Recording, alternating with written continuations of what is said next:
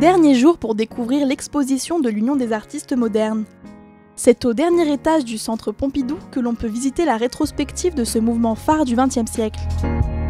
Né en 1929, le collectif UAM avait pour but de révolutionner la manière de se meubler, en la simplifiant et en supprimant tout surplus.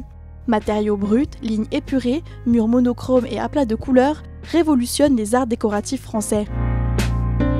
À partir de 1930, le groupe UAM organise 4 salons par an, où il montre une vision commune prônant l'absence de hiérarchie entre les arts. Mais c'est après la guerre, lors de la reconstruction, que les idées du groupe se répandent et prennent de l'ampleur dans les intérieurs.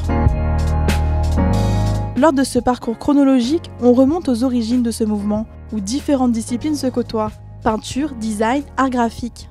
Sont rassemblés des objets exceptionnels signés Le Corbusier, Charlotte Perriand ou encore Jean Prouvé.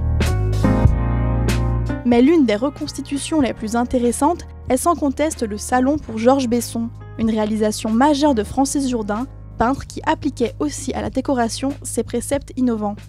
On découvre aussi la voiture du film L'Inhumaine de Marcel Herbier, ou les décors de cinéma réalisés par Robert Mallet-Stevens avec des meubles de Pierre Charot. Autant de pièces qui affirment avec force leur modernité. Transdisciplinaire, l'exposition UAM balaie tous les arts, de la peinture à la sculpture, en passant par l'ameublement, la photographie ou encore la joaillerie. Il ne vous reste que quelques jours pour vous plonger dans les œuvres de ce groupe d'artistes qui, durant 60 années, a façonné le modernisme français. Une exposition à voir jusqu'au 27 août.